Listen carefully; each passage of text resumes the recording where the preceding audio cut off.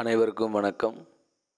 நம்மளுடைய modern survey இன் Tamil YouTube சேனலில் TNPSC மூலமாக வெளியாகக்கூடிய ஒவ்வொரு அறிவிப்புகளையும் நம்ம முறையாக பதிவிட்டு இருக்கோம். ஆனால் எல்லோரும் கேட்கக்கூடிய கேள்வி என்ன அப்படின்னா, கமெண்ட்டில் நேற்றோட அதிகமானவர் கமெண்ட்டில் கேட்டிருந்தாங்க. நீங்கள் பார்த்தா தெரிஞ்சிருக்கும். அதாவது இந்த 6/1/7/1 அடுத்த மாதம் வரக்கூடிய எக்ஸாம் இருக்குது. நம்மளுடைய ஏஇ எக்ஸாம். இந்த ஏஇ எக்ஸாம் கேன்சல் ஆக வாய்ப்பு இருக்குமா சார்? அதாவது தள்ளி போகுமா? ஏன்னா எல்லா எக்ஸாம் தள்ளி வைக்கிறாங்களே. ஸோ அதனால் டிஆர்பியில் கூட இப்போ தள்ளி வச்சாங்க எக்ஸாமை.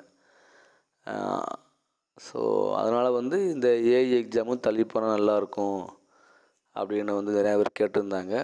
ஆனால் அதுக்கு வாய்ப்பு இல்லை. ஏன் அப்படின்னா, நேற்று டிஎன்பிஎஸ்சி ஒரு அறிக்கையை விட்டுருந்தாங்க. இந்த மாதிரி அதே அடுத்த மாதம் வரக்கூடிய எக்ஸாமான எக்ஸிக்யூட்டிவ் ஆஃபீஸர் கிரேடு 1 எக்ஸாம் நடக்கும். ஹால் டிக்கெட்லாம் வெளியிட்டாங்க. ஸோ நம்ம அப்போ கூட ஒரு வீடியோ போட்டிருந்தோம். ஸோ அந்த எக்ஸாமே கேன்சல் ஆகாதனால கண்டிப்பாக ஏஇ எக்ஸாமும் கேன்சல் ஆக வாய்ப்பு இல்லை, நடக்க வாய்ப்பு இருக்குது அப்படின்னு. ஆனால் பார்த்தீங்கன்னா டிஆர்பி அடுத்த மாதம் நடக்கிற இந்த எக்ஸாம் ஒரு மாதம் தள்ளி வச்சுட்டாங்க. பிப்ரவரி மாதம் தான் வச்சுருக்காங்க. இந்த வட்டார வளமைய ஆசிரியர், பட்டதாரி ஆசிரியர் பணிகளுக்கு எக்ஸாம் 4ஆம் தேதி நடக்கிற மாதிரி இருந்துச்சு, ஜனவரி மாதம். அதை மாற்றி வச்சுட்டாங்க, பிப்ரவரி 4 வச்சுட்டாங்க. ஸோ அதே மாதிரி இங்கேயும் மாற்ற வாய்ப்பு இருக்குமான்னு கேட்டாங்க. அதுக்கு வாய்ப்பு இல்லை. ஏன்னா அப்படின்னா, டிஎன்பிஎஸ்சி ப்ராப்பர் அனௌன்ஸ் பண்ணிட்டாங்க. இந்த 13/10/2023 அன்னைக்கு வெளியான அறிவிப்புகளில் கம்பைன்டு இன்ஜினியரிங் சர்வீஸ் எக்ஸாமினேஷனுடைய போஸ்ட்டுக்கான